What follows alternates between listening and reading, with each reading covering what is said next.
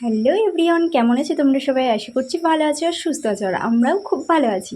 তো এখানে দেখতে পাচ্ছ আমি বোটে করে যাচ্ছিলাম, যেহেতু আমার শ্বশুরবাড়িতে ওখানে ফিরতি রথটা দেখবো, তো ওর জন্যই গেছিলাম। আমরা যাচ্ছিলাম, তো ভাবলাম তোমাদের সাথে এটা শেয়ার করবো না, এটা কখনো হতে পারে। আর ভিউটা দেখো কত সুন্দর লাগছে, তাই না? আকাশটা আর জলটাও।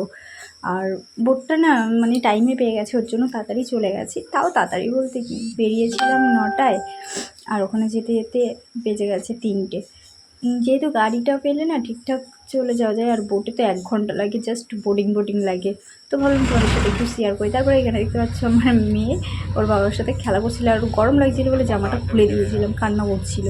তারপরে এখানে দেখো আমরা নামার পথে, তো আর ভিউটা এত সুন্দর লাগছে, তো ভাবলাম একটু ক্যামেরাবন্দি করেই রাখি।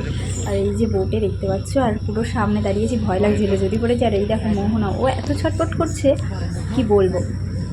তো তারপরে এখানে দেখো নদীটা কিন্তু অনেক বড়, মনে হচ্ছে যে খুব ছোট, কিন্তু অনেক বড়। ক্যামেরায় অতটা বোঝা যাচ্ছে না। তো আর আকাশটা তো জাস্ট ওয়াও ওয়াও লাগছে, বলার কিছু নেই। আর মোহনা তো এখানে ফার্স্ট টাইম বিশাল ফিল নিচ্ছিল।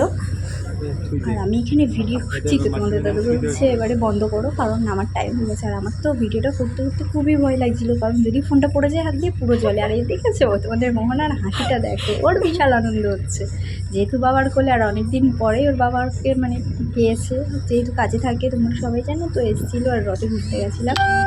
তারপরে এখানে তো বোটগুলো বাঁধা আছে, এগুলো তো ছাড়বো না। তারপরে এই যে আমরা গাড়িতে চলে এসেছি, আর একটু সমস্যা হয়েছিল, ওর জন্য আমি গাড়িটা পাচ্ছিলাম না। তারপরে আমি বললাম তুমি দাদাকে ক্যামেরা করে দেখো। আর এখানে দেখো রাস্তাটা কিন্তু কী হয়ে গেছে। তোমরা যারা আমার আগের ভিডিও দেখেছো ইউটিউবে, তারা জানবে যে এই রাস্তাটা আগে কতটা খারাপ ছিল, এখন অনেক ভালো হয়ে গেছে, ভিউটাও দারুণ লাগছে। আর আমার না খিদে পাচ্ছিল, যার জন্য আমি যেটা কিনেছিলাম বিরিয়ানি। আর বলবো গাইস, তোমাদেরকে বিরিয়ানি খাওয়ার পরে আমার বাড়িতে এসে তো খিদেই পাচ্ছিল না। তার উপরে হয়েছে কি, পেটের মধ্যে ফুটবট করছিল, কেন জানি না, মানে খাওয়ার সামনে খেয়েছি বলে এরকম কিছু জানি না। যাই হোক সামনে মানে পেটের সমস্যা হচ্ছিল, তারপরে আবার ডাক্তার কাছে তো ঠিক হয়ে গেছে। আর এখানে দেখতে পাচ্ছি ক্যামেরাটা কাঁপছে না, যেহেতু এখানে অটো চলে না, এখানে ফোন চলে। তো ফাইনালি তারপরে চলে গেছিলাম বাড়িতে তো খাইনি, মোহনাকে খাইয়েছিলাম। আর এখানে দেখো আমার অবস্থা। তো আমি বলছি তো চলো গাইস, ভিডিওটা কেমন লাগলো অবশ্যই জানিও। আর আমি এখন বেরোবো ঘুরতে, তো সেটা শেয়ার করলাম না। তো মোহনা গেছে ঘুরতে, টাটা।